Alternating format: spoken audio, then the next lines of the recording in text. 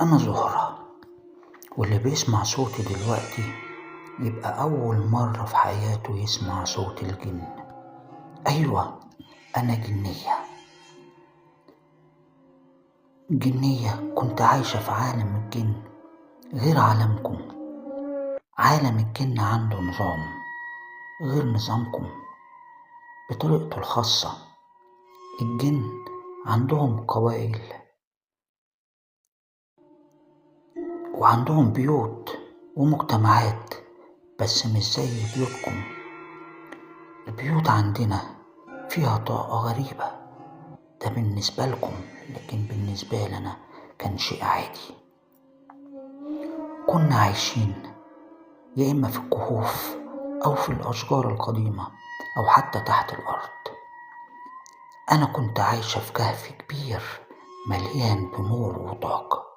الطاقة دي بتشع زي الفوسفور. كنا بنستخدم الطاقة دي علشان نعيش من غير أكل. انتوا الإنس لازم تاكلوا عشان تعيشوا، احنا كمان محتاجين طاقة عشان نعيش، لكن ده ما يمنعش ان احنا بنحب الأكل زيكم. يعني لو في تمر وعسل احنا بنحبهم قوي. احنا عندنا برضو قواعد زي ما انتوا مثلا عندكم قواعد، وقواعدنا اللي احنا ما بنحبش حد يخش في عالمنا، أخص الإنس والبشر.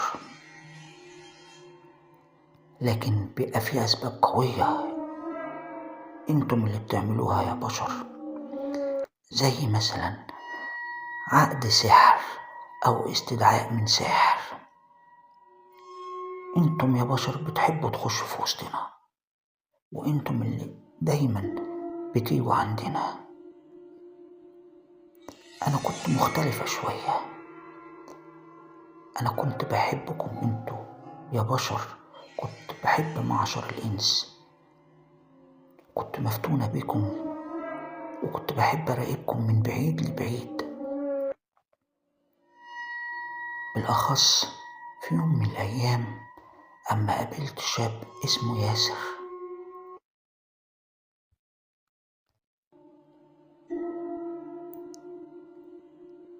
ياسر كان شيخ جامع في قرية بعيدة من الصعيد.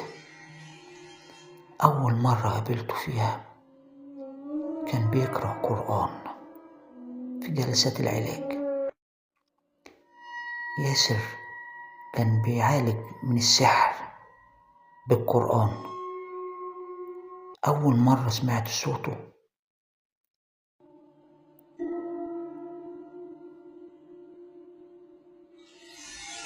كانت في جلسة علاج. صوته كان زي السحر بالنسبة لي، بس سحر من نوع تاني،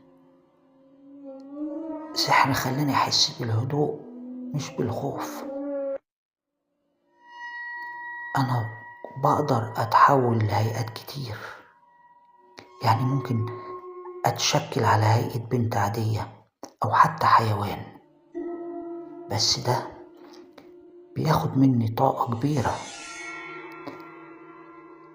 أنا استعملت قدرتي دي عشان أتقرب أكتر من ياسر، بس دايما كنت خايفة إنه يكتشفني ويعرف إني جنية ويطردني. إحنا في عالم الجن عندنا طريقة زي التخاطر، يعني بنحس ببعضنا من غير ما نتكلم، وده خلاني أحس بياسر أكتر وهو ولا حاسس بيا. أول مرة شفت فيها ياسر كان بيعالج واحدة متلبسة، أيوة، واحدة عليها جن. ياسر كان بيقرأ سورة البقرة بصوت عالي، والجن كان متلبس الست، كان بيصرخ ويترجاه يتوقف.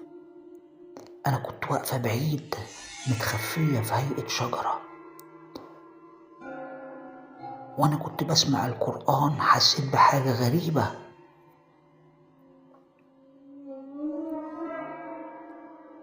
حسيت برعشة في قلبي، ومن يومها قررت إن أنا أقرب من ياسر أكتر، بس مش عارفة إزاي.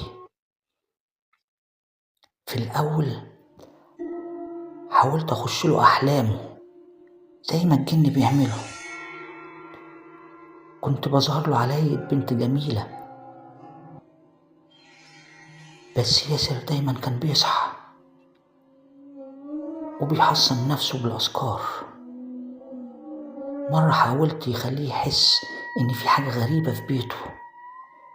حاولت أخوفه، زي مثلا الأبواب تفتح لوحدها أو النور يطفي، بس ياسر كان قوي زي الحديد، ما بيتأثرش.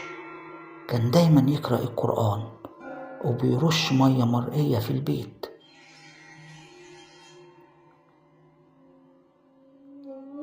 أنا كنت بخاف وبجري من المية دي، بالنسبة لي كان زي النار. ولما عرفت إن الأساليب القديمة دي مش نافعة معاه، قررت أغير خطتي معاه. بدأت أخش في أحلامه بهدوء، وبدأت أتكلم معاه وأحكي له عن نفسي من غير ما أقول له إني جنية. كنت بقول له أنا بنت من عالم تاني، وأنا معجبة بيه عشان إيمانه وقوة إيمانه. ياسر في الأول كان متشكك، بس مع الوقت بدأ يتكلم معايا، وكان بالنسبة لي ده حاجة كبيرة جدا.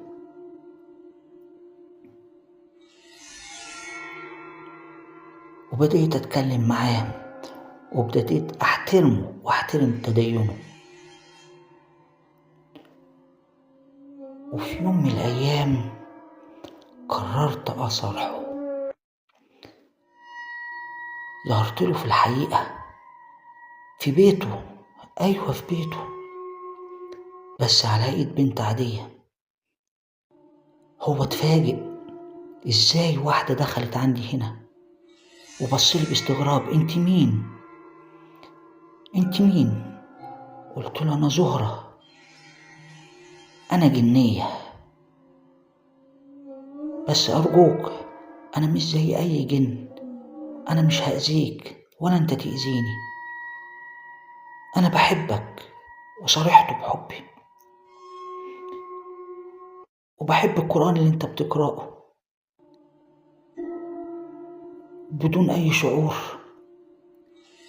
طلع تلقائي أنا عايز أدخل الإسلام وأعيش معاك. ياسر اتفاجئ،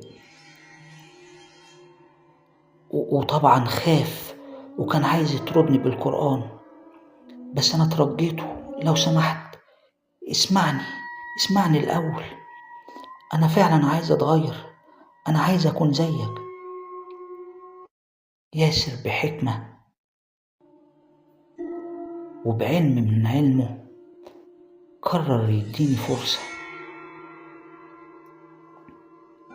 وفعلا بدأ يتكلم معايا عن الإسلام وعن التوحيد وعن النبي محمد صلى الله عليه وسلم عليه الصلاة والسلام، وكلمني عن القرآن.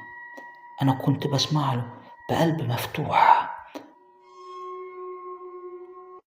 وحسيت إن الأول مرة إني فاهمة معنى الحياة. نطقت الشهادة، أشهد أن لا إله إلا الله وأشهد أن محمدا رسول الله. بعدها حسيت إن في طاقة اتغيرت. الطاقة دي نور بقى جوايا أنا، نور التقوى. وفعلا حياتي اتغيرت بعدها. ياسر كان معروف إنه بيعالج بالرقية الشرعية. الرقية دي كانت بتعتمد على قراءة آيات معينة من القرآن، زي سورة الفاتحة، آية الكرسي، المعوذتين، وآيات من سورة البقرة زي آية 255 اللي كان بيستخدمها كأمان له، سنة على الرسول عليه الصلاة والسلام. وكمان كان بيستخدم أدعية النبي عليه الصلاة والسلام زي أعوذ بكلمات الله التامات من شر ما خلق، أعوذ بكلمات الله التامات من شر ما خلق، أعوذ بكلمات الله التامات من شر ما خلق. كان بيقرأ القرآن على المرضى اللي كان عندهم مس أو سحر، وأحيانا كان بيرش عليهم مية مرئية برضه، أو بيستخدم زيت زيتون مرئي. أنا بعد ما أسلمت ودخلت الإسلام ابتديت أتعلم من ياسر، وأنا كان عندي ميزة كبيرة عشان أنا جنية، كنت بحس بالجن اللي بيأذوا الناس، كنت بقدر أحدد مكان المريض المتلبس. يعني ده كنت أقدر أقول ده فعلا متلبسه جن ولا لأ مجرد مرض نفسي. وابتديت أساعد ياسر يعرف نوع الجن. مثلا مرة جات له واحدة ست متلبسة بجن عنيد ظاهرة. سألني ياسر من أنه قبيلة، ودي فعلا كانت من قبيلة قوية. وقلت لياسر ده جني من اللي بيحبوا يتحدوا، لازم تقرأ سورة الصفات مع البقرة. ياسر سمع كلامي وقرأ السورة دي، والجن طلع يصرخ وهرب. أنا كمان ساعدت ياسر يعمل خلطات زي زيت حبة البركة والسوداء، وكان بيدهنوا بيهم المريض. كان بيساعد الناس بالتحصن بالأذكار، وبيعلموا ازاي يحافظوا على بيوتهم من الجن.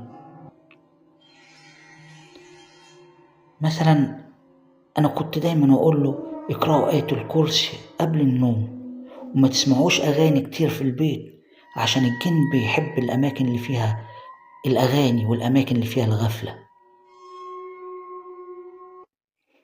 ومع مرور الوقت ياسر اتأكد إني صادقة في إيماني، وفعلا قرر هو يتجوزني، وده طبعا بعد تردد كبير منه ومن أهله. لكن لما شافوا إني بقيت زيكم، يعني زي الإنس في تعاملي وإيماني، وافقوا، والجوازة تمت الحمد لله في مسجد صغير. أنا عملت كل حاجة زيكم زي الإنس، عملنا عقد زواج وفرح وأكل ودعاء، ولبست كمان فستان، أيوة فستان فرح زي أي بنت عادية. وكان في نور خارج غريب من وشي، الحمد لله ده نور القرآن.